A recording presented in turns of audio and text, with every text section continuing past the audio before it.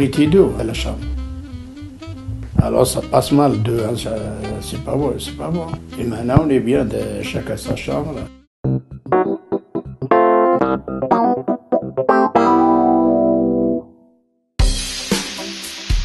Capit-Provence, association loi 1901, créée en 1998 par des acteurs dont l'objectif était de résorber les bidonvilles dans les Alpes-Maritimes et le Var. Bidonvilles essentiellement composés de publics migrants issus des pays du Maghreb. L'initiateur du projet API, c'est André Chaudière, qui a été le fondateur de la Fondation Abbé Pierre.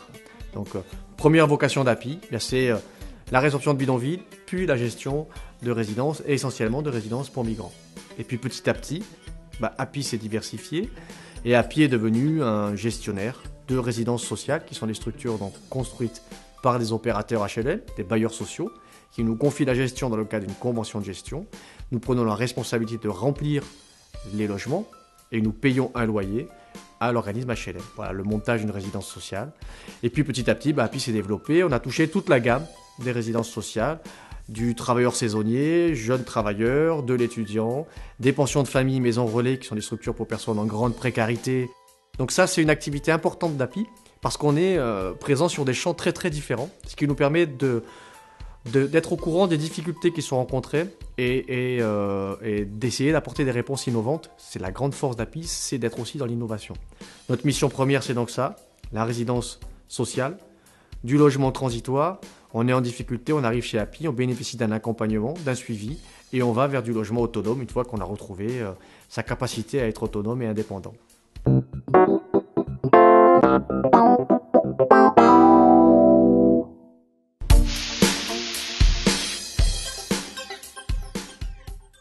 Donc la Calade est un vieux foyer de travailleurs migrants qui a ouvert dans les années 80.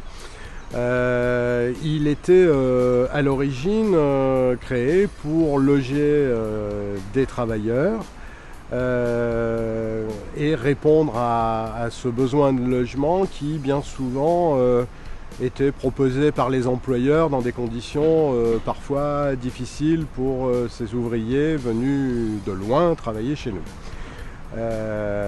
Aujourd'hui, ce public resté sur place a vieilli et cet établissement n'était plus complètement adapté pour leur proposer un accueil de qualité. Il se trouve qu'à côté de cela, il y a un programme national de transformation des foyers de travailleurs migrants en résidences sociales migrants. Qu'est-ce que ça veut dire ? Aujourd'hui, les foyers sont essentiellement construits sur des logiques d'unité de vie.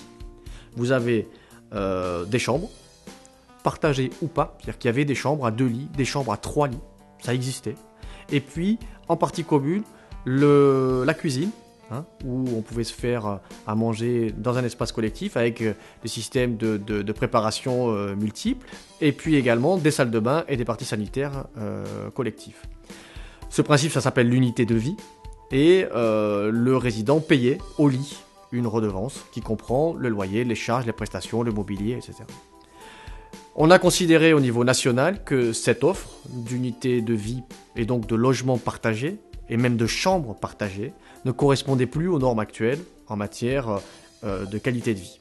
Et donc, on a décidé, au niveau national, dans le cadre d'un plan quinquennal, qui a été reconduit à de multiples reprises, de transformer ces foyers de travailleurs migrants en résidences sociales, et donc de transformer ces unités de vie en logements autonomes, avec chacun une chambre, une kitchenette et une partie sanitaire, salle de bain. Alors, Draguignan, c'est une prouesse technique, puisqu'on a réussi à garder cette capacité. On a le même nombre de résidents accueillis avant et après. Je dirais que c'est Var Habitat qui, sur cette opération, donc qui est le propriétaire, qui a été moteur. Et Var Habitat et API, la mayonnaise a bien fonctionné et on a lancé cette opération-là. L'objectif, il ne faut pas oublier qu'aujourd'hui, la stratégie de cette réhabilitation, c'est d'apporter un mieux vivre à nos vieux migrants et à nos migrants qui ont travaillé ici en France, qui ont donné pour la France et qui étaient logés dans des conditions pas tout à fait optimales. Donc aujourd'hui, notamment avec le vieillissement, puisqu'ils restent en France, ils vieillissent en France, ils sont sur des logiques d'aller-retour avec le pays où ils ont encore de la famille au pays, mais ils viennent en France et ils ont besoin de soins, notamment en France. Eh bien, d'avoir un logement autonome, ça leur permet de bénéficier des services d'aide à domicile, de maintien à domicile, et donc d'avoir une vraie qualité de vie avec un accompagnement. Il est pour nous important de répondre aux besoins locaux et territoriaux qui ont été mises en exergue à travers le projet social et l'écriture du projet social. Ont été interviewés et entretenus les OPHLM, les institutions, la mission locale, les associations intervenant sur le territoire, de manière à définir ou en tout cas recenser la demande de logement, notamment de logements temporaires, puisque la résidence sociale répond que temporairement à la demande de logement, la personne entrant dans notre établissement devant s'inscrire dans un projet et un parcours résidentiel.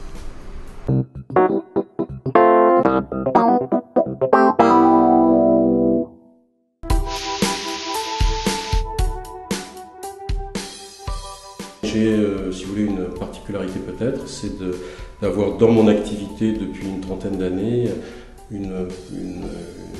un travail très régulier et soutenu dans le domaine social et dans le domaine de l'approche des collectivités, de tous les organismes qui sont apparentés. On va du début jusqu'à la fin et on est un petit peu les chefs d'orchestre de l'ensemble des étapes en relation avec notre client, donc Var Habitat, et on a à la fois l'ensemble des objectifs et l'ensemble des responsabilités. D'abord les contraintes de la structure de l'équipe, le client, les utilisateurs, l'aspect administratif. Après, vous avez les contraintes réglementaires, la commune, l'architecte des bâtiments de France, l'urbanisme. Après, vous avez la contrainte budgétaire, qui est faire un programme de travaux qui corresponde à une enveloppe. Et là, déjà, on voit arriver la nature du bâtiment. Quand vous avez un bâtiment qui existe, il faut d'abord bien le comprendre, bien le connaître. Parce qu'il a un bâtiment, c'est pas un être humain, mais ça y ressemble un peu quand même. Il y a des lignes de force, il y a des structures, il y a des murs, des fondations. Il y a des ouvrages qui existent, qui sont la tripaille, comme on dit vulgairement, c'est-à-dire l'électricité, les ventilations, le chauffage, toutes ces choses-là qui existent, et avec lesquelles il faut manœuvrer et jouer pour arriver à optimiser, améliorer le bâtiment. Alors, dans l'opération de la calade, si vous voulez, vous avez ce point-là. Et puis, il faut bien évidemment dire que la contrainte, mais comme je vous l'ai dit aussi au démarrage, qui pour moi n'en est pas une, l'élément principal, c'est qu'il y a des gens qui vivent ici, tout simplement. C'est-à-dire que moi, quand je démarre une opération comme celle-ci, ce qui me plaît, c'est qu'il y a, on travaille pas simplement avec de l'inerte au sens de l'immeuble, mais on a des habitants, des gens qui sont là, qui traversent, on les voit passer, il y a des travailleurs migrants que je respecte extrêmement profondément pour plein de raisons, et je les vois passer avec leur petit panier, ils vont en ville, ils vont au marché, ils reviennent avec leurs provisions, ils sont là, ils disent bonjour, ils se réunissent, bon, ils ont leur vie, ils ont leur bout d'histoire, et un bout d'histoire est attaché à ces murs. Ici, Happy, du fait que Happy est sur place, et que Happy est très très proche de ses occupants, je dirais qu'on a eu dès le début un très bon écho du mode de vie, et puis toujours maintenant on respecte aussi bien les problèmes de bruit que les problèmes liés à des traditions familiales ou à des traditions culturelles ou religieuses. Enfin, il y a tout un tas de paramètres qui sont très très bien traduits par Happy. C'est pas tout à fait faire du neuf avec du vieux, mais c'est composer avec l'ensemble des contraintes. Si on se rend compte qu'une pièce n'est véritablement pas adaptée et qu'on en a besoin, ben on est capable de casser un mur, de découper avec des scies à béton, de reprendre les sols, de faire des trous dans les sols. Enfin, il y a des moments assez violents. Ce qui a amené le chantier à travailler par tranche, par phase. Et là, par contre, le bâtiment nous a aidés. Il a été sympa avec nous parce qu'il y a plusieurs cages d'escalier. On a pu donc travailler verticalement en isolant des zones et en faisant un travail par séquence. Moi, je pense quand même sur le plan conceptuel, c'est un bâtiment qui est très sain, très très sain. Avec des structures qui nous ont permis quand même de travailler bien et d'offrir, je pense, une bonne homogénéité, un bon équilibre au niveau des locaux. C'est assez réglo, quoi. Je veux dire, tout le monde a grosso modo la même chose, le confort est à peu près le même pour tout le monde, c'est plutôt pas mal, je crois. Je ne suis pas persuadé que les occupants actuels en prennent tous la mesure, parce que pour l'instant, depuis le temps qu'on charcute le bâtiment, ils ont plutôt envie qu'on s'en aille, hein, même s'ils nous aiment bien et qu'ils sont gentils. Mais bon, je pense que ça, aujourd'hui, on en parle, on est plutôt, vous le savez, à la fin de l'opération, heureusement. Par contre, je pense que pour les gens qui viendront après et qui n'auront pas à subir tout cet épisode, je crois qu'ils rentreront dans des locaux, ils n'auront pas honte, quoi. Ils seront vraiment dans un bel immeuble, bien implanté en centre-ville, vraiment. On n'est pas périurbain, on est complètement impliqué dans le quartier. On a le marché à côté, les parkings, la sortie de la ville. C'est vraiment un équipement qui va véritablement répondre à un véritable enjeu. Pour nous, la Calade, ça reste une opération qui est très bien parce que déjà, il y a eu une très bonne perception d'ensemble, si vous voulez. C'est-à-dire que moi, j'ai jamais eu la ville qui m'a téléphoné en me disant qu'est-ce que c'est que ce chantier, il n'y a rien qui se passe. Voilà, on a une bonne vécue en symbiose et en harmonie avec la collectivité dans laquelle on vit. Donc aucun élément de rejet, si vous voulez. Ça, pour moi, c'est fondamental. Mes fonctions sont plus particulièrement axées sur le volet technique, entretien des bâtiments, entretien du patrimoine, suivi de chantier, travaux lourds, puisque ici nous sommes sur une réhabilitation en partenariat bien évidemment avec le bailleur Var Habitat, sur un montant de travaux qui frôle les 2 millions d'euros. Sur un plan global, en termes de typologie, nous sommes sur 46 T1, 39 T1 prime et 8 T1 bis. Ce qui donc au total, comme je le disais, porte la capacité à 93 logements avec une offre de 101 places au total. Le volet le plus important en termes de travaux sur l'extérieur, c'est bien évidemment la mise en place d'une rampe pour personnes à mobilité réduite, permettant donc une accessibilité au niveau des fauteuils roulants. Donc nous sommes actuellement dans la salle télévision de l'établissement. Nous sommes un peu dans un endroit qui permet de pouvoir se détendre, regarder la télévision et que nos résidents puissent échanger de façon plus tranquille lorsqu'ils le souhaitent.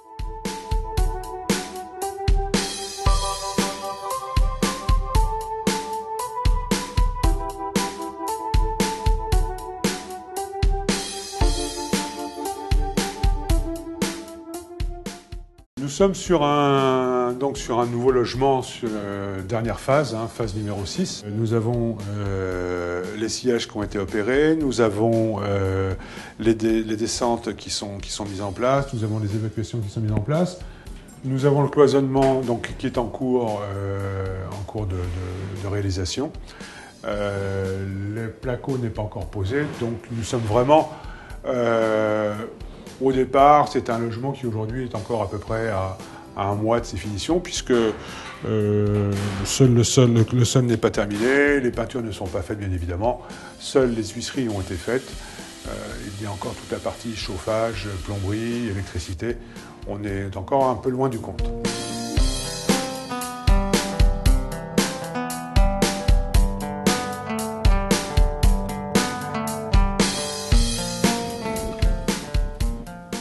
Nous sommes donc dans un nouveau T1 réhabilité. On s'aperçoit que le résident s'est bien approprié les volumes, puisqu'il a même modifié un petit peu les aménagements, et c'est très bien. Donc c'est quelque part, il se sent bien.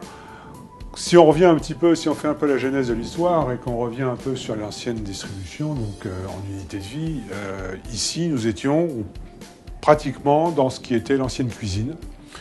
Donc, dans lequel il y avait une table de travail avec 2 ou 3 réchauds, voire 4 réchauds, gaz, ce qui était d'une part en termes de sécurité, un petit peu compliqué, et surtout il fallait faire attention et bien veiller à ce qu'il n'y ait bien évidemment pas de problème particulier, mais surtout par rapport aux aménagements tels qu'on peut les entendre en 2012, on était quand même très très loin de ce qu'on peut faire aujourd'hui en termes de confort à mener aux utilisateurs. Donc c'est vrai qu'avec un peu de recul, on s'aperçoit qu'il y a quand même un grand pas qui a été franchi.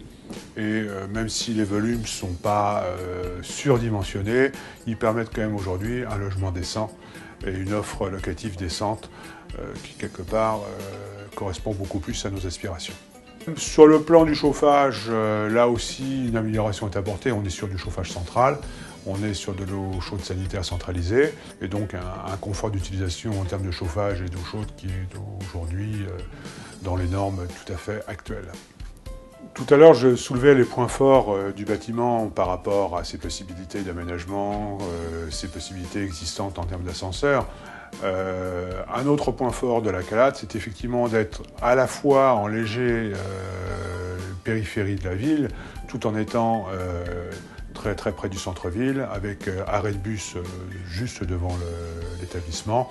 Donc, et toutes les commodités qui sont à pied à moins de 5 minutes, ce qui pour des résidents aujourd'hui, et même demain d'ailleurs, offre quand même un volet pratique qui est non négligeable. Donc dans le volume, et dans tous les volumes d'ailleurs, dans tous les logements que nous proposons, nous avons du mobilier qui est mis à disposition des résidents, un lit, voire un lit surélevé dans le cadre d'un handicap. Nous avons table, bridge, chaise, commode, et puis bien évidemment placard aménagé qui systématiquement se retrouvent dans l'ensemble des logements. Sur un plan général, nous sommes sur un chantier qui a démarré en septembre 2010 et qui devrait se terminer fin mai, début juin 2012.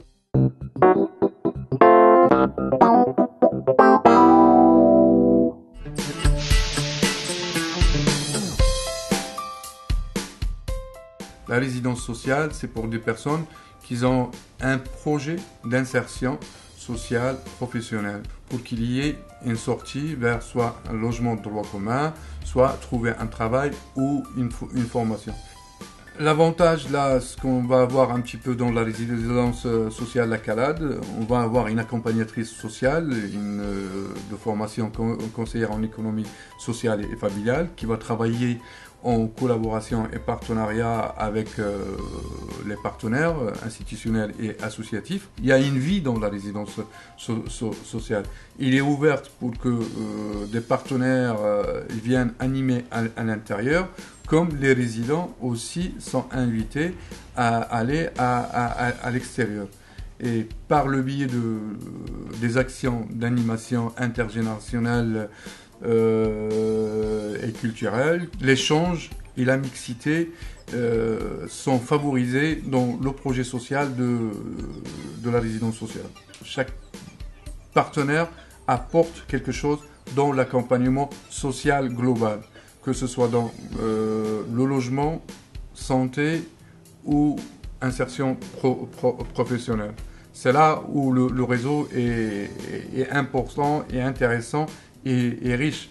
Chacun a son expérience, chacun a son regard et chacun apporte un plus pour le résident. Parce que le résident, il est au cœur de notre préoccupation de tous les jours.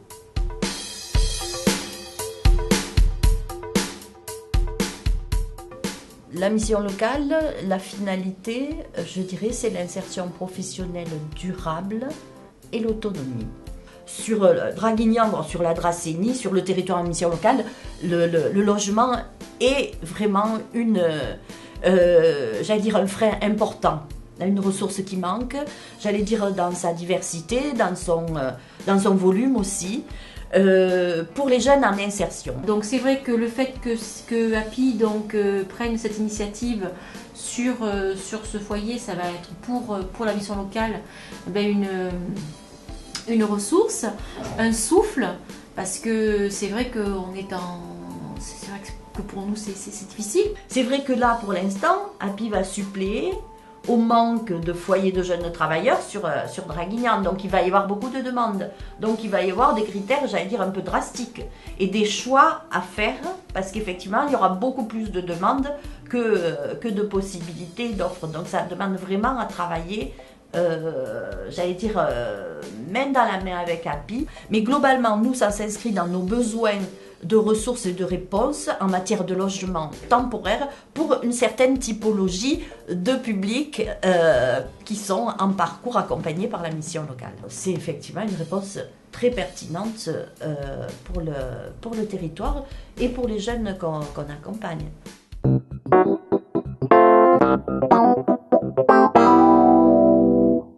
Il m'appelle Tabouche, Mohamed. Et j'avais né en France, j'ai passé le service 2 ans service militaire à Amiens. Et après, je sortais civil. J'étais à la Saint, je travaillais dans le chantier de Maraval. Et après, j'ai monté à Draguignan, j'ai travaillé dans la maçonnerie. Vous avez de la famille ici en France? Non, elle est en Algérie. En Algérie? Ouais. Et vous allez les voir souvent? Ça dépend, il y a l'année que je vois 2 fois. Ça dépend, il y a 4 ans ou 5 ans, je m'en vais pas. Et oui, ils viennent vous voir de temps en temps? Non, il est venu en 86. Il est venu ici enfin. Ah, je voyage, oui, je voyage beaucoup. Chaque année, je vais à l'Arabie Saoudite, à la Mecque. L'argent que je gagne, moi, des fois je vais en Italie, des fois je vais en Espagne, des fois en Belgique. Vous voyez, j'ai rentré en 88. On était 2, ça, dans la chambre. Alors ça passe mal, 2 ans, c'est pas bon, c'est pas bon. Et maintenant, on est bien, chacun sa chambre, on reste ensemble. Chaque fois, on monte là, chaque fois, avec le copain, on part jusqu'à 10h, 11h, on va dormir. Par rapport aux gens qui vont venir habiter ici, il va y avoir des femmes avec des enfants et des couples. Est-ce que ça vous dérange pas? Ça me fait plaisir de regarder les jeunes, beaucoup moi. Je ne vais pas rester tout seul. Moi. Et vous n'avez pas peur que les enfants ils pleurent et qu'ils vous empêchent de dormir? Oh non, non. Ils ne m'empêchent pas, les enfants, c'est... Non.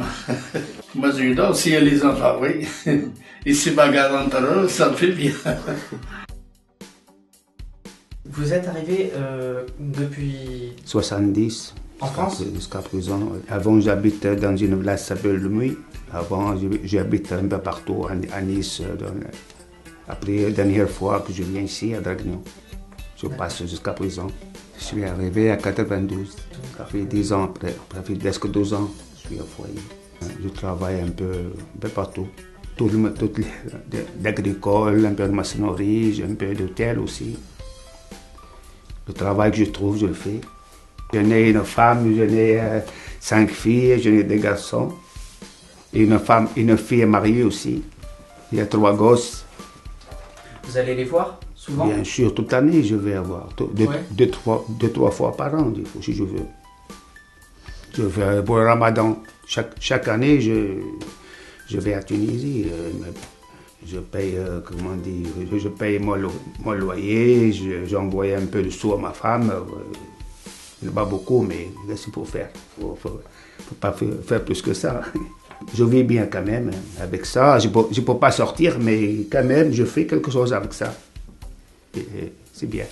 Les gens qui travaillent ici, ça fait longtemps, ça fait presque 2 ans, ils sont pas du foyer, ils cherchent des histoires, des fois, ils cherchent. Par exemple, le moment où tu dors, le fille, lui, il fait exprès.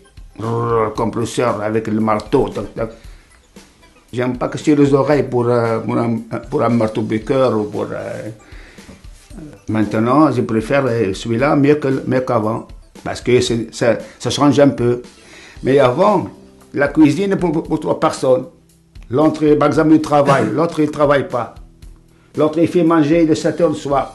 L'autre, il vient, après, il fait manger jusqu'à 10 h du soir. L'autre, il arrive, le dernier qui arrive jusqu'à minuit, des fois. Beaucoup d'histoires avant. Maintenant, c'est bien, tranquillité. Je regarde la télé, j'écoute un peu les cassettes, voilà. Je lisais un peu de Coran. Vous avez 1 ou 2 collègues ici quand même? Oui, ils viennent chez moi, je vais chez eux aussi. Mange ensemble un couscous ou par exemple boire un verre de thé ou un café ou un coca ou n'importe. On fait un peu de fête comme on dit. Il s'appelle Boutaï Ravid, il est marocain, il est rentré en France le 4 avril 1974.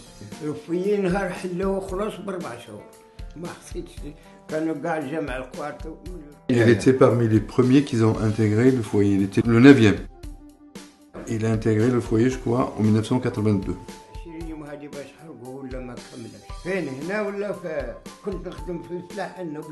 Ouais. Avant, il a commencé à travailler dans les serres en tant qu'ouvrier agricole, les serres des fleurs. Et quand il est arrivé à Draguignan, il a travaillé en tant qu'ouvrier dans le bâtiment. Et avec ses ressources, est-ce qu'il peut envoyer de l'argent à sa famille?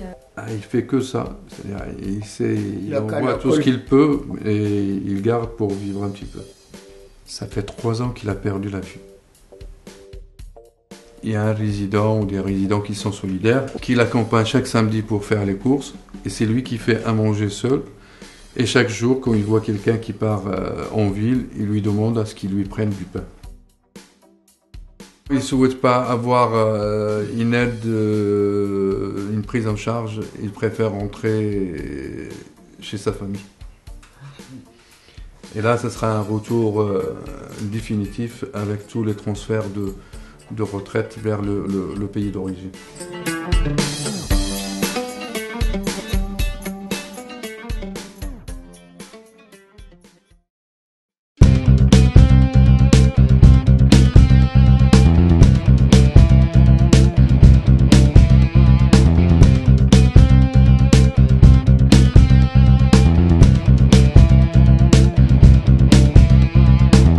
Le prochain foyer réhabilité, a priori, c'est la Seigne. Et il ne sera pas réhabilité, il sera démoli et reconstruit. On est dans un projet plus large de réhabilitation et de restructuration urbaine, et donc on démolit et on reconstruit 2 résidences sociales aujourd'hui.